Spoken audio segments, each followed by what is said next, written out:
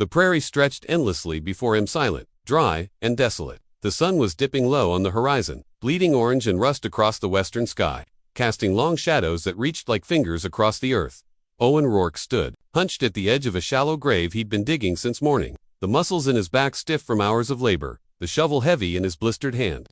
Each strike of the spade into the cracked, stubborn ground had been deliberate, not just a motion of survival, but an act of surrender. He had no illusions about what he was doing. This wasn't for any animal. This wasn't for someone else. This hole in the earth was meant for him. Owen had once been a man of strength and purpose. Years ago, his ranch had been alive with cattle, barking dogs, the laughter of his wife, and the dreams of a future that now seemed like echoes in a different lifetime. Then came the drought, then the fever, then the bank notices, and finally, the silence. His wife, Clara, had died during the harsh winter 3 years ago, taken by illness, while he could do nothing but hold her frail hand as the fire dimmed in her eyes. They had no children. No one had come to her funeral. No neighbors, no friends. Everyone else had left the land, moving to towns or heading east, chasing something that might still resemble hope. Owen had stayed stubborn, perhaps, or simply unable to move on. He hadn't spoken to another soul in over 10 months. The isolation had eaten at him slowly, like rust on an old gate. The silence, once peaceful, had become unbearable. Each creak of the windmill sounded like a ghost's whisper. The howling coyotes at night didn't scare him, they comforted him. At least they were still alive. As he dug, he remembered how Clara used to stand on the porch and call him for supper. How she braided her hair and laughed when he tried to help. How she cried softly when the doctor said they could never have children. These memories were not just painful, they were suffocating. And in his mind, the only way to be with her again, the only way to end the long ache, was to lie down in this pit and let the earth cover him. There were no letters to write, no goodbyes to say. He figured nobody would even notice his disappearance. Maybe in a year or two, some stranger would find the bones beneath the prairie grass. Or maybe not. Either way, it didn't matter. He threw the last clump of dry dirt to the side and dropped the spade. The air was still. Dust clung to his boots and shirt. The sun dipped lower, and a strange golden haze fell over everything. He looked down at the hole. It wasn't deep, but it would do. It was oddly shaped, uneven in places, but he didn't care. Death didn't ask for perfection. Then it happened. A soft sound, a whisper of movement behind him, dry brush parting gently, like a deer passing through. His muscles tensed, but he didn't turn around at first. It could have been the wind, could have been an animal. But then, more footsteps. Small ones, light, human, something about them sent a chill up his spine. Slowly, Owen stood upright and turned. What he saw was something he could not explain. 5 small figures, thin and dusty, stood a few yards away. Girls barefoot, their dresses torn and stained from travel, their hair tangled, skin sunburned. They looked like shadows of children, like figures that had wandered out of a dream, more a nightmare. The oldest, perhaps 12 or 13, stood slightly ahead of the others. Her shoulders were squared, like she was the only thing keeping the others standing. The youngest looked no older than 4. None of them said a word. They simply stared at him, at the man standing by an open grave with emptiness in his eyes. And just like that, something shifted. Owen felt his breath catch. Were they real? Ghosts? Hallucinations summoned by grief? No, they were real. The wind tugged gently at their torn clothes. One of the girls wiped her nose with a dirt-smeared hand. Another coughed softly, a dry, weak sound. He blinked. The hole he had dug, the grave he had prepared, it suddenly felt foolish, selfish. Something had arrived at his doorstep, something that needed him, and for the first time in years he didn't feel like the loneliest man alive. Owen's weathered hand moved slowly to the hilt of his belt knife, not out of fear but instinct, a reflex honed from years of solitude on an unforgiving land. He narrowed his eyes as he watched the figures in the distance approach, half expecting them to disappear like heat mirages do on sun-baked trails. The twilight was playing tricks, turning everything around him strange and surreal. But the longer he stared, the more real they became. 5 young girls emerged from the haze, walking carefully across the brittle grass and scattered stones. Their bare feet crunched softly on the dry earth, each step uncertain, yet determined. Dust clung to their legs, their arms, their cheeks. The wind caught their ragged dresses and lifted them gently, like wings of forgotten birds. Their faces were smeared with dirt and streaked with the dried remains of tears. But it was their eyes that startled him most, wide, dark, and hollow in a way no child's eyes should ever be. The oldest led the group. She had a wiry strength about her, the kind that came not from comfort, but from survival. Her shoulders were straight, jaw set, eyes full of suspicion but not fear. The others followed close behind her, their little hands reaching for each other's sleeves or hems, as if separation might shatter them into pieces. One of the younger girls carried a limp doll, its cloth face faded and missing one button eye. Another dragged a small canvas bag that looked almost as tired as she did. Owen didn't speak. His throat was dry and his mind struggled to comprehend what he was seeing. Were they lost? Abandoned? Escaped from somewhere terrible? And why had they come to his ranch out in the middle of nowhere? There hadn't been a traveler down this path in months. Had they seen the smoke from his cabin? Had someone sent them? The girls didn't rush toward him. They didn't cry out or plead. They simply stopped a dozen paces away and stood in the last golden light of the day, watching him like deer caught in a clearing. There was something eerie about their silence. Not scared more, like too tired to speak, too broken to beg. The oldest girl stepped forward. Her voice was hoarse when she finally spoke, as if words hadn't passed her lips in days. "We got no one," she said plainly. That was it. No name, no explanation, just a sentence carved out of grief and dirt. Owen felt something crack inside his chest, something he hadn't felt in years. It wasn't pity, it was something heavier, older, deeper, like a man watching a mirror form in the dust, reflecting a part of himself he'd long buried. We got no one. Wasn't that the truth of his own life too? He glanced at the open grave behind him, the jagged edges of its shadow now melting into the darkening prairie. A gust of wind blew past him, lifting his old coat and brushing across his neck like a whisper. He shivered not from cold, but from the surreal weight of the moment. This wasn't a dream. This wasn't some cruel joke played by the universe. Before ending his story, they were real. And they had come here not just to his ranch, but to him. He, a man who had nothing left to offer, now faced 5 pairs of eyes, looking at him with the faintest glimmer of hope or, at least, the absence of terror. He took a hesitant step forward and felt every bone in his body remind him of his age. And exhaustion. "Where did you come from?" he asked, his voice raspy. But the girl just stared. She didn't answer.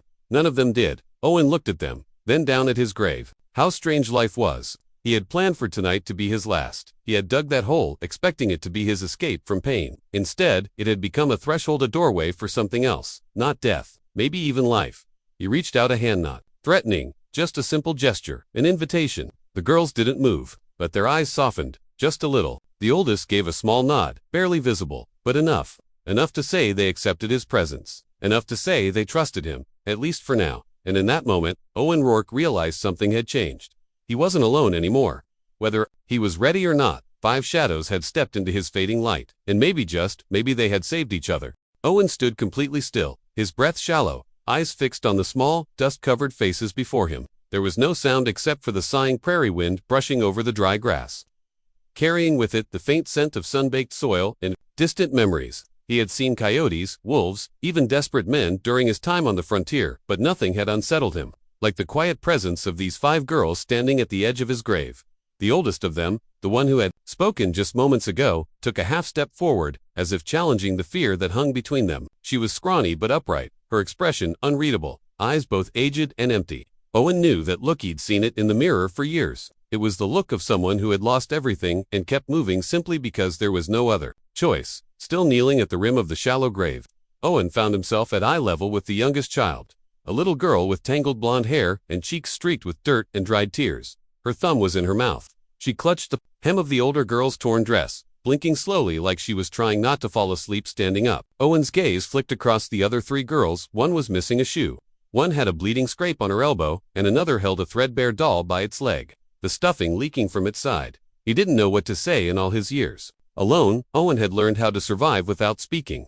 But now, faced with 5 pairs of young eyes waiting for him to do something, anything, he felt paralyzed. There was a strange, almost sacred tension in the air, as though any wrong move might shatter the fragile trust forming between them. He looked down at the grave again. The absurdity of it hit him like a blow to the chest. Just minutes ago, it had felt like his only refuge. Now, with these girls watching him, it looked like something shameful, a secret he didn't want them to see. Slowly, almost awkwardly, he reached down, picked up the shovel, and planted it upright in the ground beside the hole, as if signaling a temporary ceasefire with death itself. The oldest girl didn't speak again, but her eyes followed his every move. She wasn't afraid of him, not exactly, but she wasn't sure what kind of man he was. That much was clear in her wary posture, in the way she kept her body between him and the younger girls. Owen respected that. It reminded him of Clara, his wife, how fiercely she had protected even the idea of motherhood, even though they had never been blessed with children. He wondered what Clara would think if she saw this moment. 5 half-wild orphan girls standing across from her broken-down husband, who'd just tried to bury himself. She'd probably slap him across the face, then hug every one of those children. Still kneeling, Owen spoke not with some grand speech, but with the only words that came to him. "Are you hungry?" No answer, but the twitch in one girl's hand said yes. He nodded slowly. "There's food inside.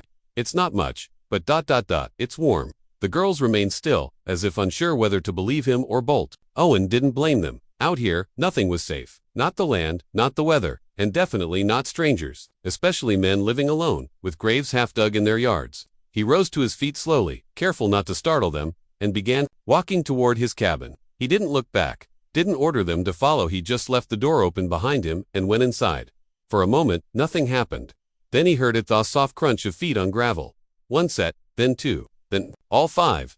They were following. He lit the kerosene lamp in the cabin and set a pot of beans on the stove to reheat. The fire crackled, the wind rattled the windows, and slowly, the door creaked open wider.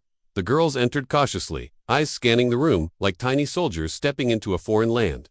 They didn't say a word, neither did he, and yet, something unspoken passed between them, a quiet agreement. They didn't know who he was, he didn't know who they were, but somehow, they all knew this much. Tonight, no one would be alone. The old cabin creaked like a worn saddle as Owen moved about with deliberate care. His boots made soft thumps on the wooden floor, each step echoing a loneliness that had long soaked into the bones of this place. The five girls stood bunched together just inside the doorway, hesitant and silent. Their eyes darted around the room, its low ceiling, the crooked bookshelf lined with dust-covered memories, the old rocking chair that hadn't rocked since Clara passed, and the pot of beans now gently bubbling over a dim flame on the iron stove. Owen didn't try to force conversation. He knew better than to rush fragile things. Instead, he fetched 6 tin bowls and a battered wooden spoon. The bowls clinked together like wind chimes made of old war medals. The girls flinched at the sound. He noticed. Every reaction spoke volumes. The way they stood close enough to touch each other's arms, the way the youngest sucked on her collar, the way none of them made a sound even when their bellies growled loud enough to be heard. When the beans were ready, he ladled generous scoops into each bowl. The scent of salt, fat, and simmered onion filled the room. Plain food, but warm, and right now, it might as well have been a feast. Owen placed the bowls on the wooden table, then stepped back, sitting down at the far end like a man waiting out a storm. At first, none of the girls moved. Their eyes flicked between the bowls and the man who'd prepared them, uncertainty churning in their small faces. Finally, the oldest girl stepped forward. She picked up one bowl, sniffed it with caution, then took a single bite. Her jaw worked slowly. She swallowed. Then she nodded, like a dam breaking. The others surged forward, not with greed, but with urgency. They ate with the speed of children who didn't know when their next meal might come. Owen watched in silence, his fingers wrapped around a mug of lukewarm coffee. He hadn't made a 6th bowl for himself. He'd lost his appetite when he started digging that grave. But something in him stirred now, something gentle and heavy at once. He hadn't seen anyone eat his food in years. He hadn't cooked for anyone but himself since Clara. And somehow, this felt sacred. After a while, the oldest girl wiped her mouth with the back of her arm and finally spoke again. Her voice was more sure this time, but still raspy. I'm May, she said. She's Lottie, she added, pointing to the girl with the one-eyed doll. Then Sadie, Ruth, and Em. Her finger trailed down the line of girls as she named them 5 tiny souls, bound not by blood, perhaps, but by survival. Owen gave a small nod.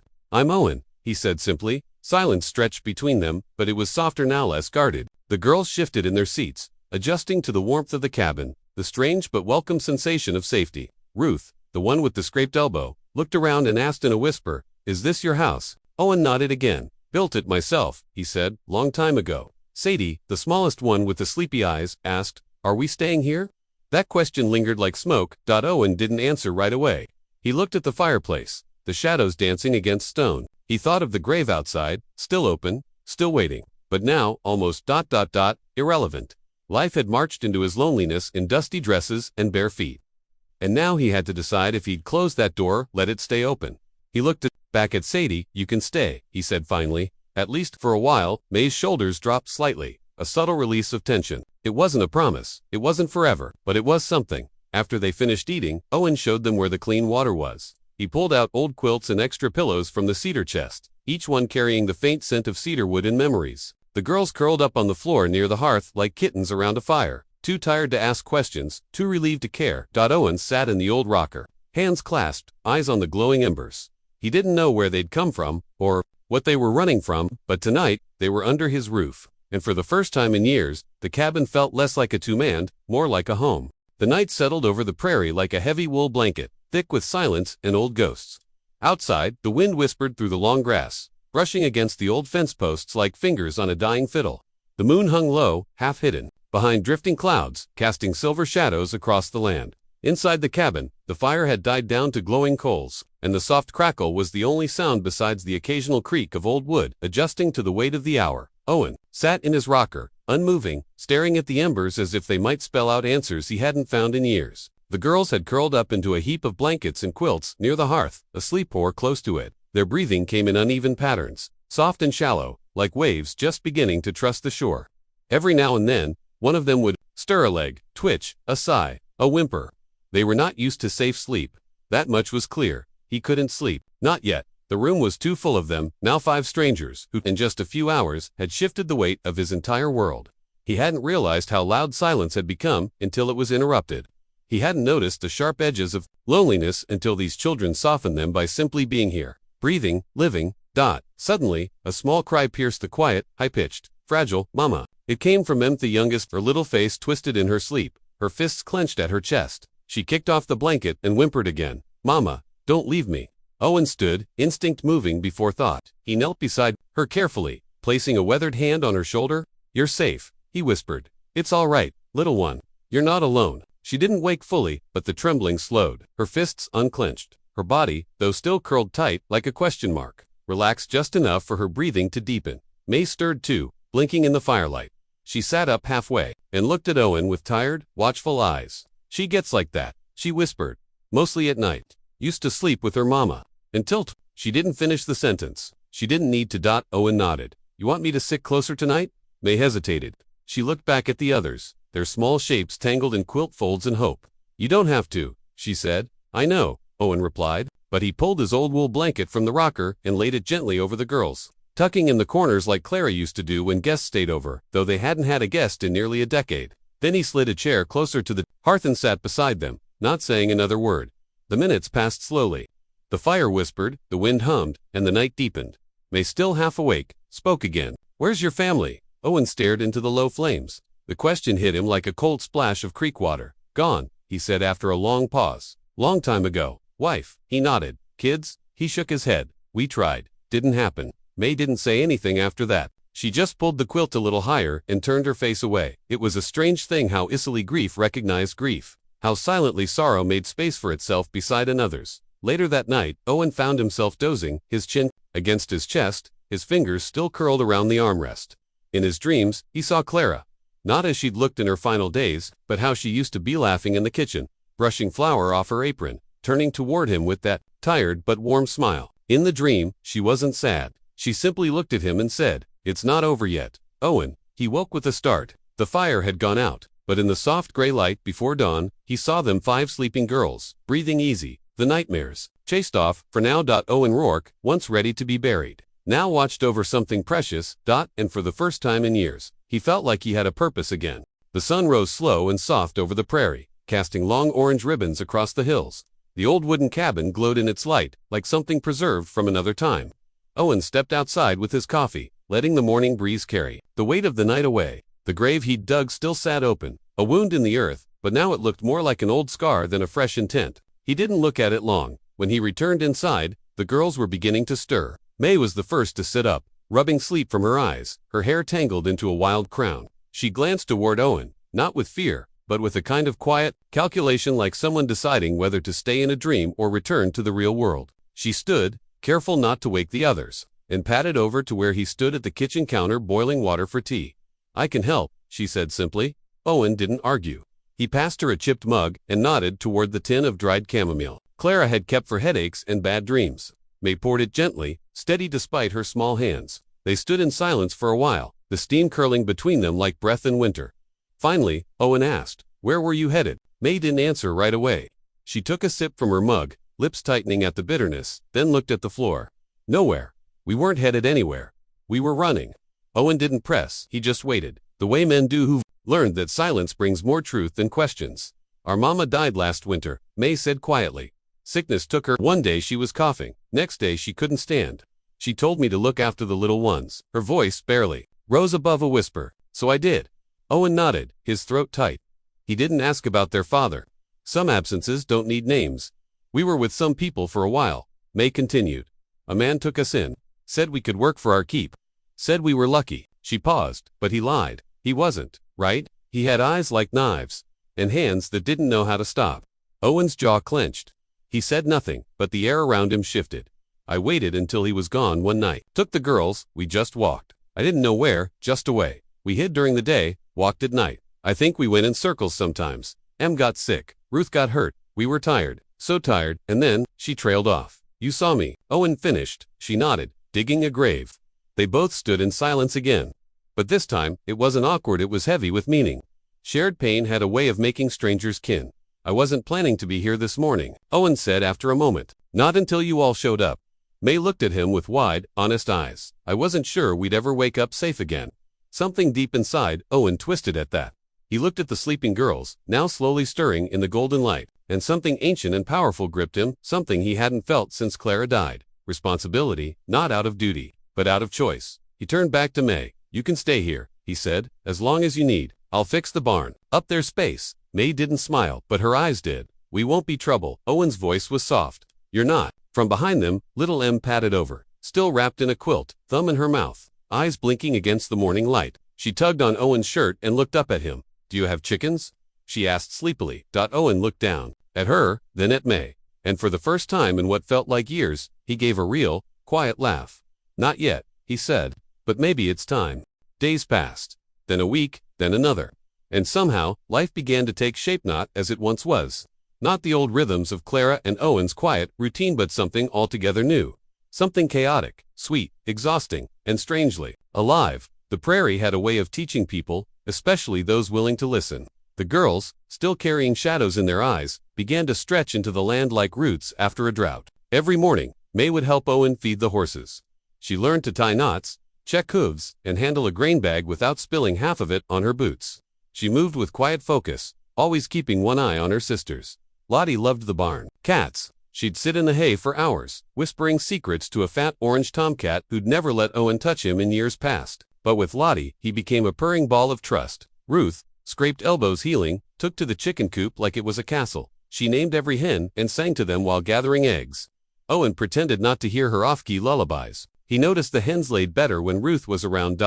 Still, the tiniest and most delicate was Owen's shadow. Wherever he went, into the fields, to the well, to the tool shed, she toddled along, clutching the corner of his worn coat. He never said much to her, but he always reached his hand down for her to hold, and she always took it. And Sadie, with the sleepy eyes, was the watcher. She noticed everything. When the fire burned low, she fetched wood without being asked. When Owen coughed one morning, she brought him water with 2 hands. When May looked tired, Sadie would offer her half of a biscuit, breaking it clean down the middle. The cabin, once still and silent, now sang with footsteps and little voices. Owen found himself carving spoons against something he hadn't done. Since Clara's illness, he fixed the hinges on the pantry door. He patched the roof. He sanded the old cradle they found in the barn and repainted it, not for a baby, but because Ruth wanted it for her hens. One late afternoon, May asked if she could learn to ride. Owen looked her over barefoot, lean, strong in a way children shouldn't have to be, and nodded. You've got good balance, he said. You'll pick it up fast. The old mare, Bluebell, was patient and kind. Within a few days, May was riding slow loops around the field while her sisters clapped. From the fence, Owen watched from the porch, arms crossed, something warm blooming in his chest. They were still healing. All of them. The nightmares hadn't stopped completely. Em still cried out sometimes. May still froze at sudden loud noises. And Owen, he still woke some mornings forgetting the girls were there, only to be startled by a bowl of wildflowers on the table or muddy little boots near the door. But the pain was duller now, less sharp, like a wound learning to become a scar. One evening, as the sun dipped behind the hills, Owen sat on the porch, whittling a toy horse out of scrap wood. May sat beside him, her hands stained from picking berries. Do you ever miss her? She asked suddenly. He didn't need to ask who. Every day, he replied. May nodded. I miss mine too. I don't think I'll stop. You don't have to, Owen said, placing the wooden horse in her lap. But you can still live. May held the toy gently, like it was something holy. We're trying, she said softly. We're really trying. Owen looked out at the land, golden in the evening light. The wind stirred the long grass, and, for a moment, he imagined Clara's laugh in it, not haunting, just present. Yes, he said, so am I.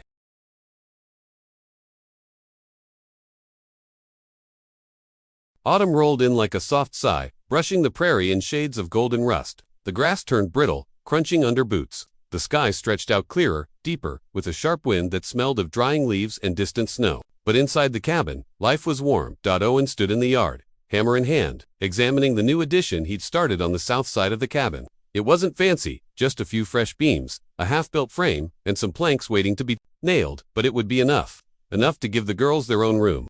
A place for them to grow, to dream, to belong. Behind him, laughter rose from the garden patch. Ruth and Sadie were chasing a chicken that had escaped its coop again. Em sat nearby on an upturned bucket, trying to teach the fat cat, which they'd officially named Pickles, to sit. Pickles, of course, had no interest, but Em didn't mind. She clapped and giggled every time he ignored her anyway. Lottie, ever the helper, was sweeping the porch with exaggerated purpose. And May was inside boiling water to make soap from leftover lard and ash. Owen had shown her how last week. She remembered every step. This place wasn't just full now. It was alive. It still amazed him how quickly they had become part of the land and how quickly the land had returned the favor. The once silent fields now bore the echoes of children's songs. The barn, once sagging with disuse, was filled with hay, feed sacks, and the occasional game of hide-and-seek. Even the old windmill seemed to turn smoother, more willingly, as if stirred by the same invisible hand that had stirred Owen's heart back to life. That evening, as the sun lowered itself behind the distant hills and the prairie was set on fire, with amber light, May came to sit beside Owen on the porch. She held a tin cup of warm milk and handed him one too. "I think we'll be okay," she said, unprompted. Owen looked at her. She was no longer just the scared, ragged girl who had emerged from the shadows weeks ago. There was steadiness in her voice now, something unshakable, like stone shaped by time. "You already are," Owen replied. She gave a little smile. "The others, they still miss her, our mama." "I do too." "I know," he said. "You'll always carry her with you, but you're building something new now. That matters." May looked out across the land, this strange, wide place that had somehow become theirs. "Do you miss being alone?" she asked. Owen chuckled, the sound deep and honest. "Not for a damn second." Silence settled between them, not the old, hollow silence of grief, but the peaceful kind, the kind that happens when words aren't necessary anymore. From inside the cabin, Clara's old record player hummed to life. The girls had found it in the attic and convinced Owen to fix it. Now, an old waltz played, scratchy and faint. Ruth and Lottie began spinning around the room, laughing in clumsy circles. Em clapped along, and Sadie sat watching them with sleepy eyes, full of quiet joy.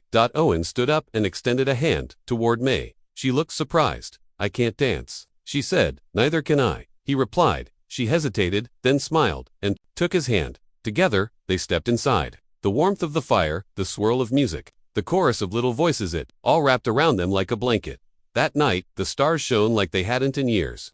The grave out in the field remained untouched, half-filled. Owen had never finished digging it. One morning, he simply scattered wildflower seeds across it, and now, tiny green shoots were peeking through the dirt. A resting place had become a blooming place, and at the edge of the prairie, where sorrow had once threatened to swallow everything, something stronger had taken root. Family.